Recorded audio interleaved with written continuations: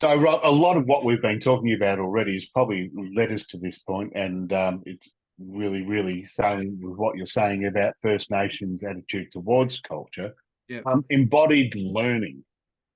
Oh, look, so important. Uh, I think part of the reason why people don't understand culture is because so much of what has been served up as culture in the past has just been basically based in the head.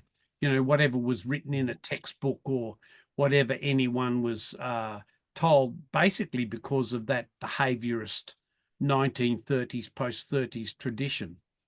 But we know more and more now, more than ever, that nearly everything we learn is embodied. It's built into our nervous system, into our neurological system, that heuristics and habits and rituals and gestures and things that we enact are completely embodied. They're not just a computer directing a body what to do, but we use the word we're hardwired. A neurologist might even say we commit our behaviors through muscle memory or through resonance of muscle triggers. So we now come to this idea that lots we have learned unconsciously, which we do see in behaviors, is actually built into our bodies as humans. So we actually speak unconsciously and automatically. If we had to stop and think rationally about each word we were going to speak as we were to say it, which is how a computer speaks, it grinds through the choice of words until it finds what it has to say. That's how artificial intelligence works. When humans speak, there's no processing. The concept of a processor, which is common to artificial intelligence or computing, is not how humans speak. It's not a process in a sense like that. It actually is pre-processing. So the work by Antonio Damasio, the world's leading neuro scientist, he will tell you that, and same with Thomas Fuchs, the famous neuroscientist as well, that so much of what we do is precognitive. So much of what we say is precognitive. And that's why habits and rituals and enactments and all of those things precede this place of embodied learning.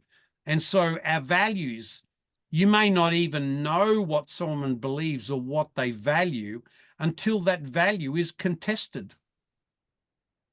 You know, so for example, you know, you might have something you learned as a young child, which is you know a very bad habit, and you go to a visitor's place, and it's not until you see someone else's behavior at the table that you're shocked. You haven't seen that kind of behavior at the table for 25 years. That's because you've embodied that belief. And then when you see it, that 25-year-old memory is triggered, and then you're shocked. So embodied learning is really comes out of the things we've discussed previously, and will come out more when we talk about moral philosophy and ethics. Do we need to say more about embodied learning? I just quickly wanted to point out, as far as embodiment going, you and I, we visited Vienna last year, and before Yep. we went, I read a lot of tourist guides on Austria to Yep. find out, what to expect and whatever. Yep. However, reading that gave me some knowledge, but it didn't give me the embodiment of actually Oh, being no. there and No. experiencing it. So Yeah, yeah, that's right. it That's right. has to be experiential. Yeah. Oh, very much so. Yeah. And that's why in social psychology, it's so closely connected to existentialist thinking. Existentialist dialectical phenomenological thinking is so far removed from that materialist rationalist thinking which dominates business and risk and safety. We'll leave that there. Excellent.